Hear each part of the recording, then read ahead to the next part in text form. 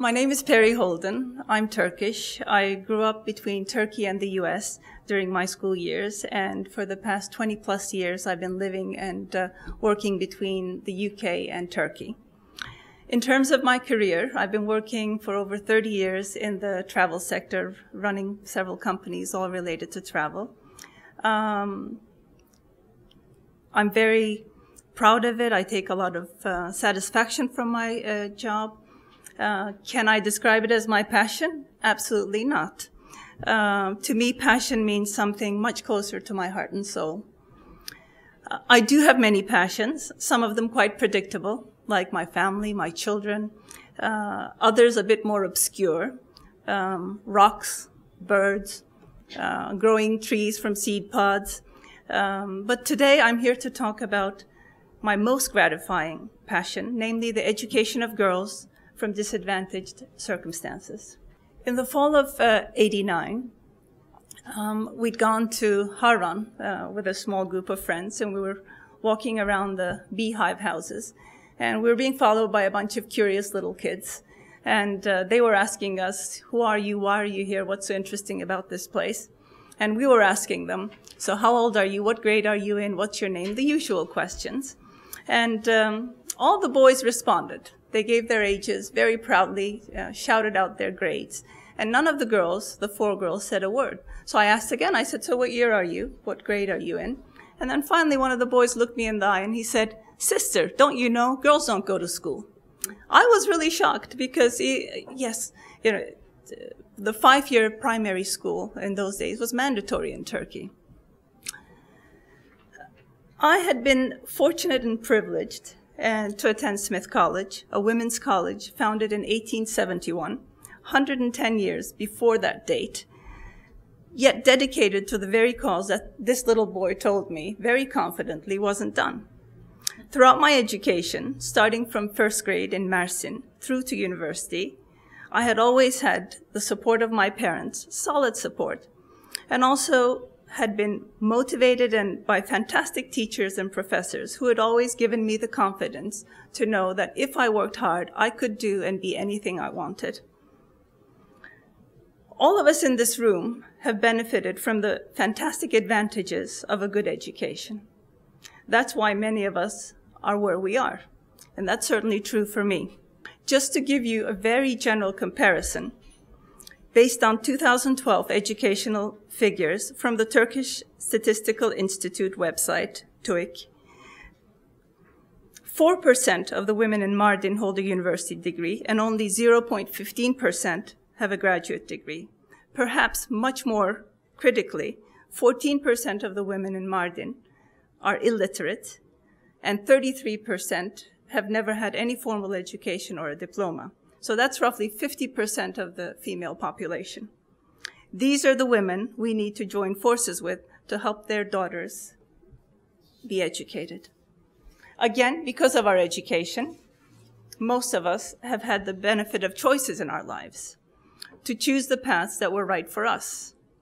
When we speak to our girls, this is a critical point which we stress, that our goal is to help them make the right decisions for themselves. And this doesn't mean that they all have to go to university. Most of them won't be able to go to university, but we want them to make their own choices.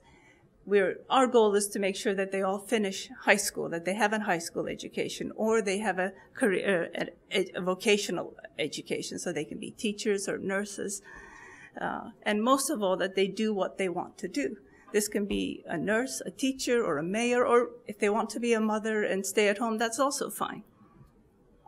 I'd now like to talk to you a bit about the education of girls through the Payda Supporting Students program, which we run. Payda is an Istanbul-based charity. It was founded in 2010 by a group of forward-thinking people who were concerned that within Turkey, we were becoming increasingly separated from each other due to our social backgrounds and our economic means. So Payda's key goal was to bring segmented groups within Turkey together.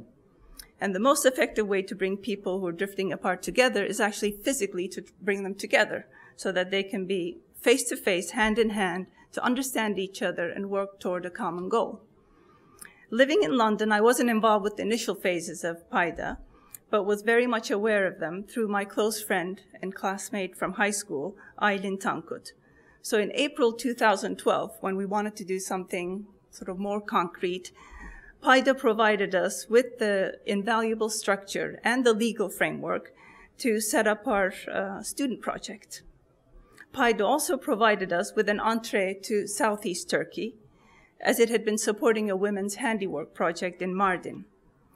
People ask us, why Mardin? Well, we had a connection there, but more importantly, Mardin met many of the criteria that Payda was targeting as an area of hardship and disparity from the Turkey we know.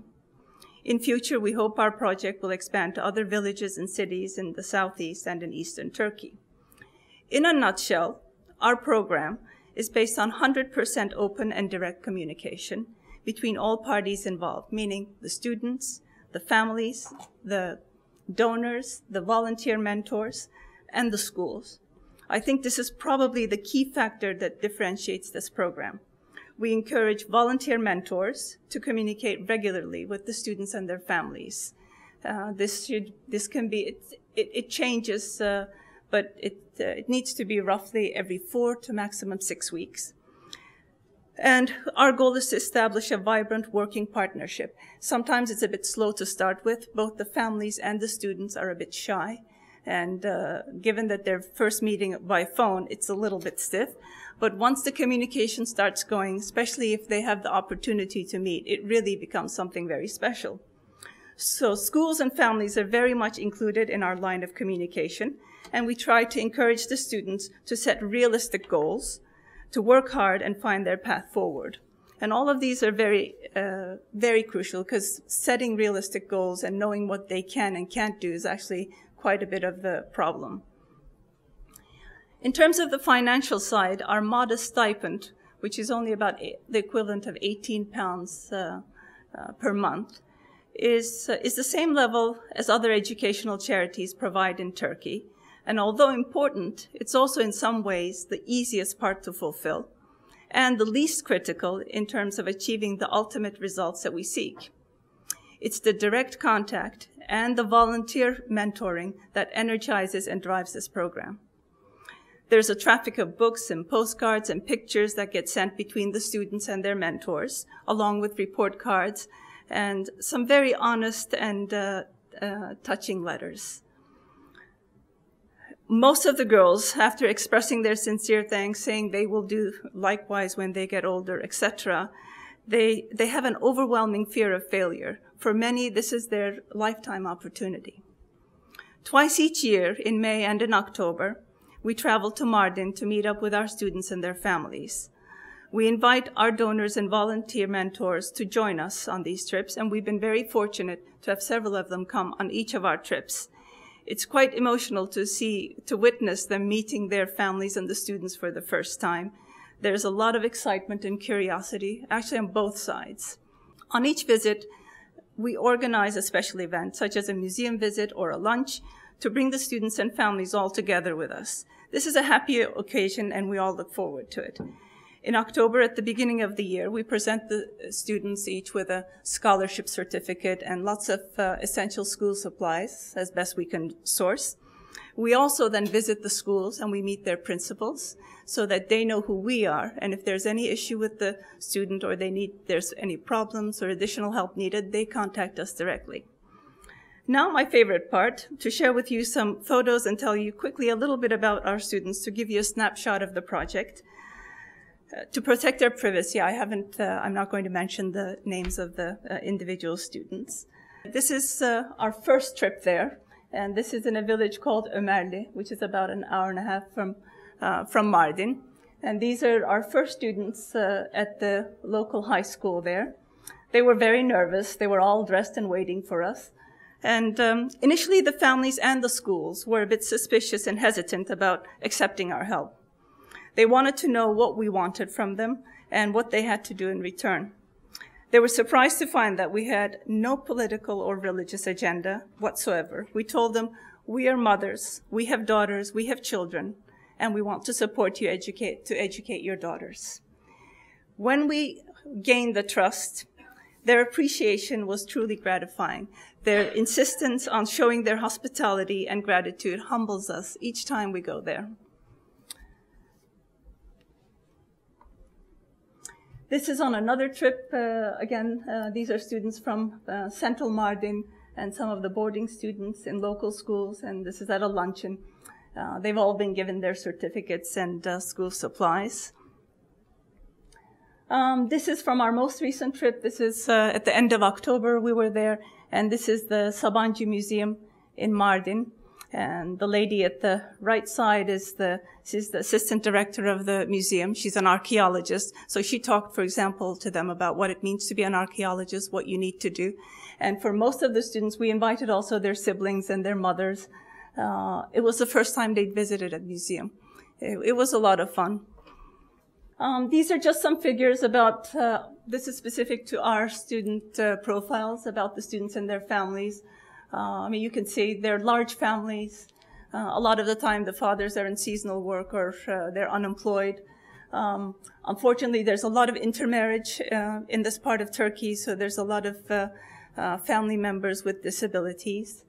But more than 80% of our mothers are illiterate, so they have a hard time understanding what the girls are supposed to do at school and how they're supposed to study. So that's a bit of a learning curve for them. And all the girls speak fluent Turkish, and a lot of the mothers don't. And again, all the girls also speak Arabic and Kurdish or just Kurdish. But those are just numbers. These are the faces. These are the girls. This girl, for example, is one of our girls she's not academic, but she loves children, and she wants to be a nursery school teacher, so we're supporting her in that, and so we think she'll make a great teacher.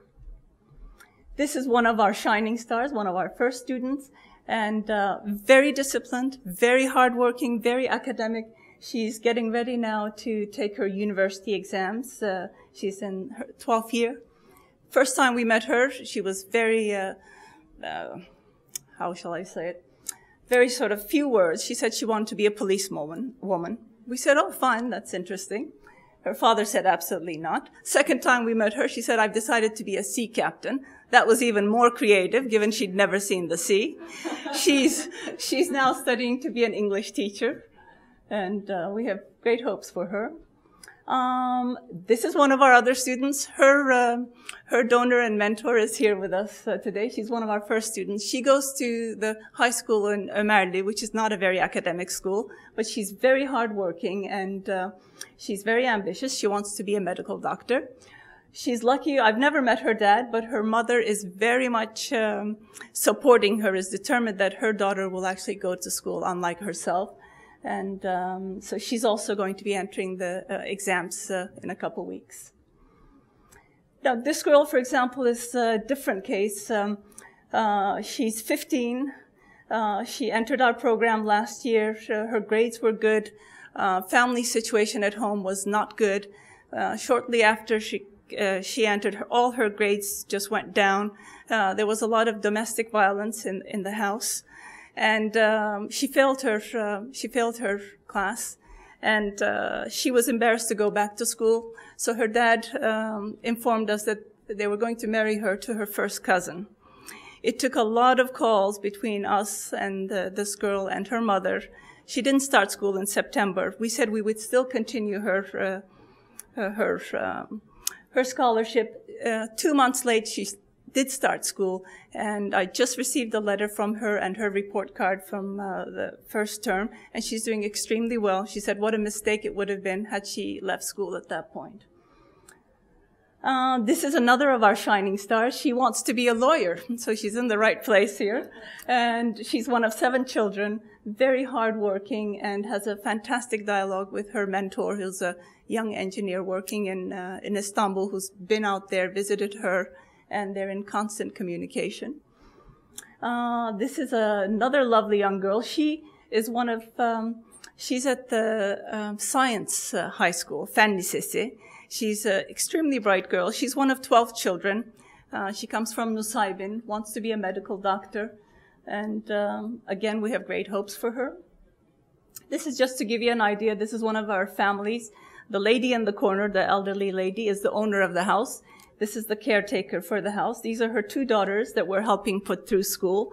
And they insisted that we come to dinner. She had cooked for 2-3 days to prepare for hosting us. This is, again, one of our families. Now, you only see 7 children here.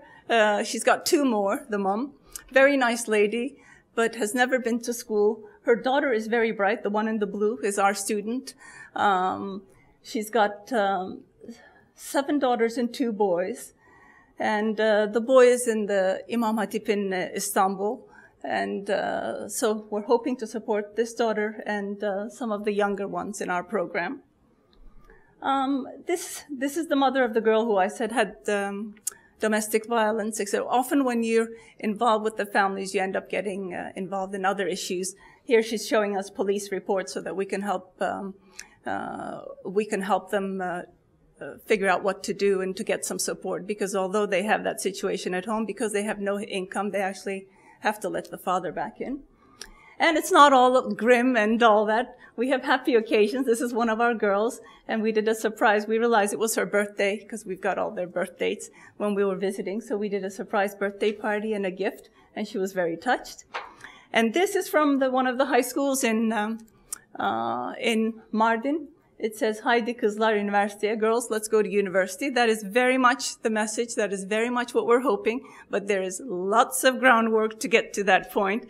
And last but not least, if you would like to support our project, you can do this in many ways, depending on what suits your time and resources best. We're always in need of volunteer mentors. There's no money involved. We just need your time and valuable guidance to the girls. We need new Payda members who can help us with administrative workload, web design, communication, career guidance, anything that can help us grow the program. Books, school supplies, secondhand PCs, laptops. We're always in need of these, especially for our older girls.